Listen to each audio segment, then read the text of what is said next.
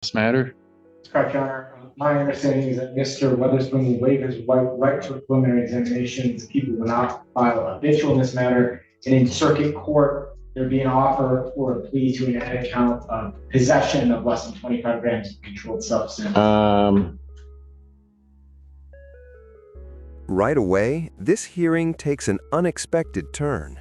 What was supposed to be a routine procedural discussion instantly becomes a bond violation problem. That matters because bond violations shift the court's focus from future negotiations to immediate accountability, and judges take repeated violations very seriously. We've got a problem. Mr. Allen. You have his bond violation? I do. So, well, can I address it on the record, Your Honor? Yeah, go ahead. I talked to my client about it. His position is that he was incarcerated. You know, I think he admitted the first violation, to Your Honor. He denies this one, and he's paid, I believe it was $150 for the sample to be retested at a lab. So, given that the retesting is in progress, I'd ask the court to defer any action to Judge Conlon, and perhaps we'd have those test results back in 2 weeks, or I mean, if they came back later than that, I'm sure the government would be addressing it regardless. Does he have a medical marijuana card? No, I mean, I don't. That was why I had the last time I asked you. I told you about the appointment, and that was the whole thing. So we trying to get a medical marijuana card right now. I got a doctor appointment scheduled on February 11th for all of this. In the cocaine drop, I don't see how it was positive, and I'm supposed to test today too, actually. So I'm trying to figure out how. I don't understand how was it dirty. That's why I paid for it to get tested again. They told me it'd take up to 2 weeks for it to come back from California, and regards to. Well, maybe if that's the case, I mean, except that, and here's the problem, counsel. I might wait, except that his last 3 tests have been positive for cocaine, spanning from November 17th. Here's the critical issue: repeated positive drug tests. In court, one failed test might raise questions, but multiple positives over time form a pattern. Judges look at patterns as proof of ongoing behavior, not bad luck. This is where the defendant's explanation starts facing real skepticism. December 26th. And then he had the THC positive in November, but then THC leaves his system, and then he's back with THC in his system again. I speak, Your Honor. All right. If your attorney wants you to, I mean, Don't talk about anything before November, but I think we're fine talking to the court about his substance abuse issues. He's pretty open with it. You know, he admits he has an issue.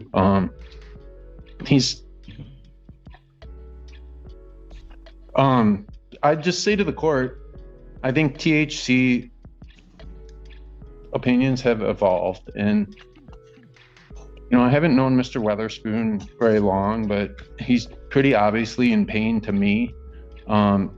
Frankly, I think THC is better for a person than taking opiate pain relievers. He can barely walk. I mean, I think he needs. That's good, doctor. I don't know. He had a doctor appointment. Made that issue. That's not it. And it may very well be, but that's why he needs to just get a card, and then there isn't an issue. I scheduled to make an appointment for the card. In the cocaine dirty, that's why the first time I told you, I said, Judge Simpson, I did that. This time I'm 100% sure I didn't do any drugs. So that's why I had it sent out for the test, because I know I can't be dirty for it.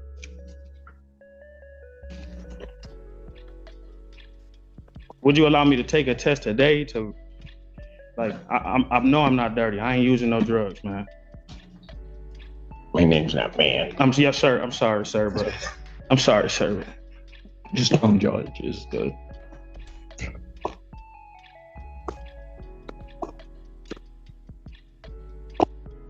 And if it comes back dirty, I just leave you in there forever. This exchange may sound casual, but it's legally significant. The judge is offering a conditional opportunity.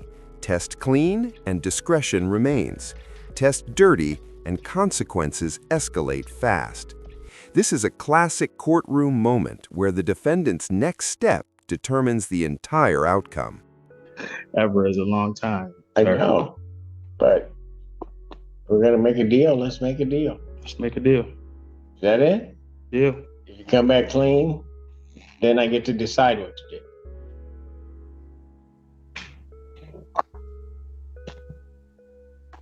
Test.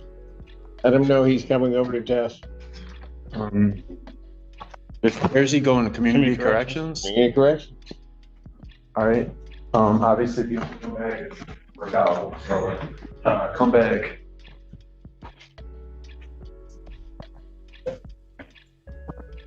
Court calls the case of the people versus Martinez Smith. Good afternoon, Your Honor. Raymond Cook with the people. Good afternoon, man. Please sound court. Kareem Johnson, appearing on behalf of Ms. Smith, who is approaching, standing to my immediate right. Your name? Martinez Smith. All right. I have before me a plea form. Plea form indicates that the defendant is going to be pleading to count 3, attempted resisting and obstructing an officer.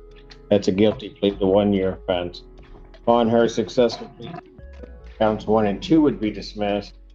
And there's a sentence agreement of sentencing under HIDA. That's the court's full understanding. That's correct, Your Honor. It's ever sworn? Raise your right hand. Solemnly sworn to affirm the testimony you're about to give will be the truth, the whole truth, and nothing but the truth. So help you God. Yes. State your name, please. Martinez Smith. Ma'am, it is this court's understanding that you are going to be pleading guilty to the charge of attempted resisting and obstructing a police officer. Yeah. That is a misdemeanor, punishable by up to 1 year incarceration and $1,000 fine plus court costs. You understand that? You understand also, ma'am, that while I'm taking your plea, I would not be your sentencing judge in this case, and that you would be sentenced before Judge Valvo or her successor in the 15th District Court. You understand that? Yes. Still wish to plead guilty? Yes. And to that charge, how do you plead? Guilty. Now you understand that by pleading guilty, you'll not have a trial of any kind. Yes. You signed an advice of rights form, is that correct? Yes.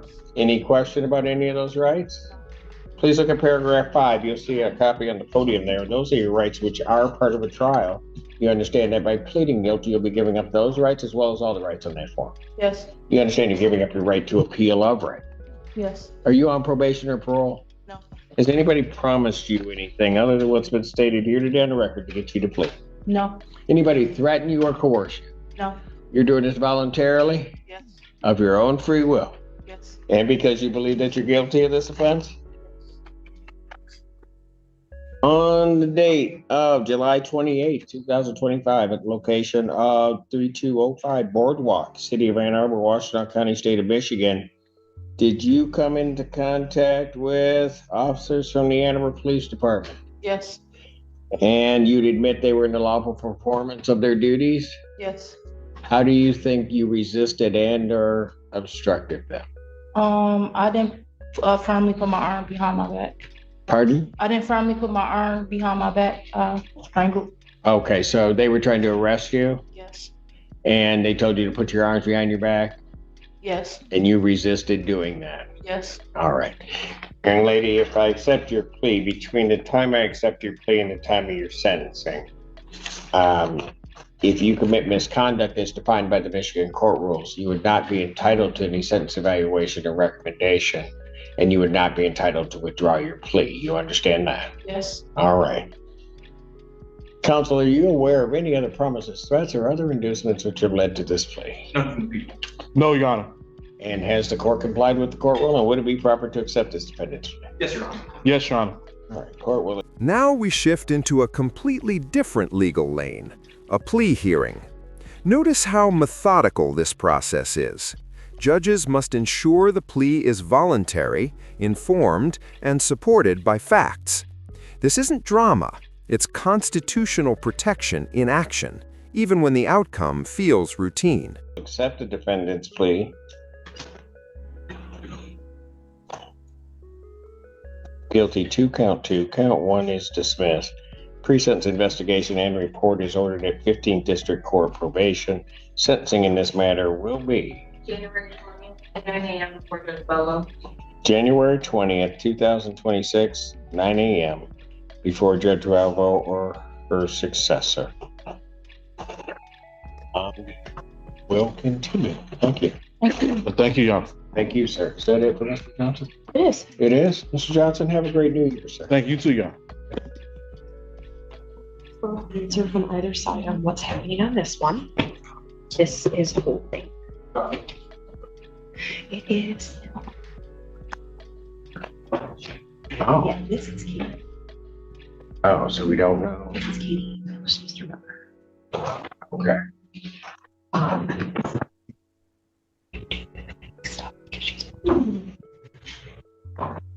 Oh, got it. Okay, we'll do that.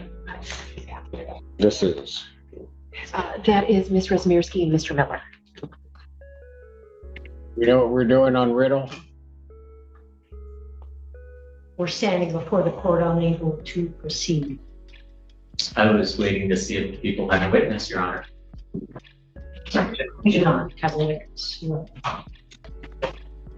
So it's amazing what conversation and talk will do. I'm just saying. What do I call that case? Thank you. Did your job easy today? I did. Because that's what my obligation in life is. Court does call the case. People versus William Riddle. Katie Razmirsky for the. Good afternoon, Your Honor. J. Grant Miller, P58658, on behalf of Mr. Riddle, who approaches the podium. Please state your name. William Michael Riddle. Thank you. Your Honor, this court is aware this time and date scheduled for preliminary examination. The people are unable to proceed this afternoon. Your Honor, Go ahead. in light of the people's position, we would move for dismissal without prejudice. People being unable to proceed, this case is dismissed on defendant's motion. This dismissal highlights something many viewers don't realize. Cases can fall apart simply because the prosecution isn't ready. No witnesses, no case, at least for now. A dismissal without prejudice means charges can return, but today the defense walks out winning on procedure alone. And that's without prejudice. Right? Thank you, Your Honor. Thank you. And Your Honor, Happy New Year to you and your staff. And I failed to say it the last time. I hope everybody had a very Merry Christmas. Absolutely. We were a little more pressed last time for time. Thank you, Your Honor. I did, because I stole all Alan's presents. So I had a great Christmas. All right. So the other one is a hold. Yep. And Ms. Williams's not in. I'm going to step off for a little bit and then come back. And I need this. Pardon? She's ready and available. She is ready and available? Oh, okay, that's fine. I'm just going to step off because I have to take a breath. Take a breath for a minute. An exam, Judge, we're going to waive that examination. My client understands that he has a right to a preliminary examination, and that if an examination was held, the people would have to show that a crime was committed and that he probably committed that crime. He wishes to waive those rights. I did discuss this with defense counsel, and we discussed that I would be filing an amended information with the corrected counts. May I approach with that information? That is correct, Judge. So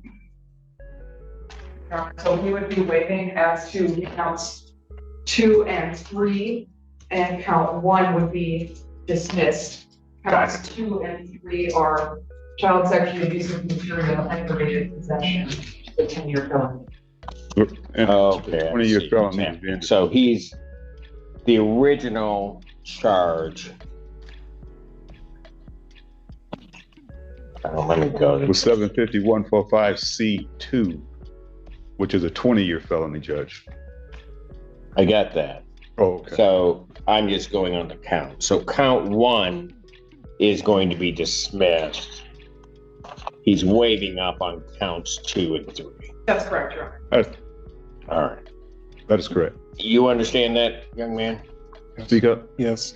All right. And you understand that you're waiving your right to a preliminary examination where the people would have to show by the standard of probable cause that these offenses were committed and that you committed them. Yes. Okay, and you understand you're not going to have that hearing and you'll proceed to circuit court for further resolution. Yes. All right. People also waive their right.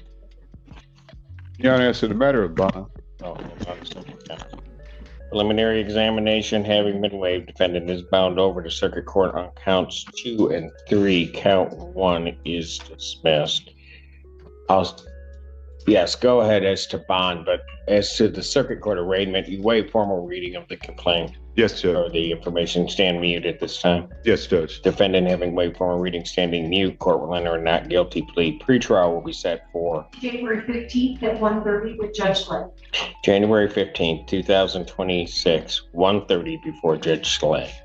Yes, as to bond. Your Honor, as to bond, I believe that the bond is really excessive. It's $500,000, based upon the amended charge, which is basically half of what he was facing. I believe an appropriate bond, and also my client has no prior criminal history whatsoever. I would respectfully ask the court to place a more reasonable bond considering the circumstances. I believe, I'm not asking for a personal bond, Judge. I respectfully ask the court to give him a bond, possibly $25,000, 10%.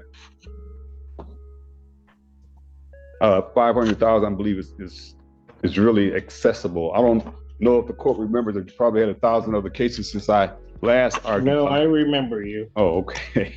And maybe that's a good thing or a bad thing, but Yeah. I remember. Well, I was hesitant because I gotta catch a plane tomorrow. I don't want to get locked up today, so otherwise I wouldn't mind. But maybe they'll hold the plane for you if you keep on. May I? Yes. I would object to a change in bond. I did, Detective Morrison from Washington County is the officer in charge of this case, and I did speak with her today. She did a review of Mr. Alan Dabney's phone, and both in the report and in my conversation with her said that he had an overwhelming amount of child sexually abusive material on his phone, and it was accessible by her, not a forensic analyst. Just in reviewing his phone, he had an overwhelming amount of both images and videos, and prepubescent children. I think given that his bond is appropriate. Yeah, I'm not going to go into everything that I said before. He was in a relationship with an individual. This individual, I believe that given the circumstances and the bond is just really excessive. I don't want to get into the other underlying facts about, and the people know that this other person that was the target of this investigation is the main character in this situation. Let me ask this, and I understand that there have been a change in charges. I also know that sometimes when that happens, when there's a waiver up, it's a waiver up on 2, but given what would be this overwhelming amount of stuff, and again, I don't know what that is or necessarily quantifiably means, could there be potential other charges? I mean, certainly. I mean, I'm not suggesting it, I'm just trying to get a feel I for think it was not, in my viewpoint, charged correctly at the outset. And so part of this was to ensure that he was waiving up on the correct charges. But yes, I mean, he's waiving up on counts 2 and 3, but technically every image or photo or video that he had could be another charge. So the answer is yes. As to like a different charge, I at this time don't think so. This did originate as a Canton investigation into, yes, correctly, a wider ring of people of which the defendant was part of, and he was residing in Ypsilanti, so that's why this case is case.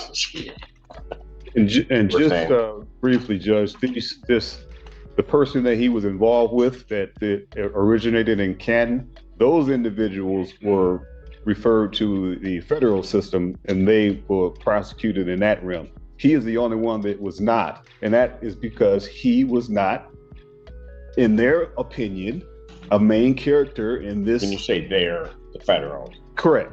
Okay. Correct, Judge. So, and I'll get into this when it gets to circuit court, but in relationship to them being on his phone, this other individual that got charged. As arguments intensify, the courtroom shifts to one critical issue: bond. The defense argues the amount is excessive, citing no criminal history. The prosecution pushes back, citing the severity of the allegations. After hearing both sides, the court reduces the bond, but not nearly as much as requested. The message is clear. This is serious, and release will not come easy. This decision balances public safety with due process, and it sets the tone. This bond decision ties everything together. The court acknowledges due process, but public safety clearly dominates the analysis. Reducing the bond slightly sends a message without opening the door too wide. Now, the real question for viewers is this: was the judge fair or still too lenient given the allegations? Moving forward. Now we ask you, was this bond reduction fair, or should it have stayed even higher? Share your opinion below, and make sure you like, share, and subscribe for more courtroom breakdowns.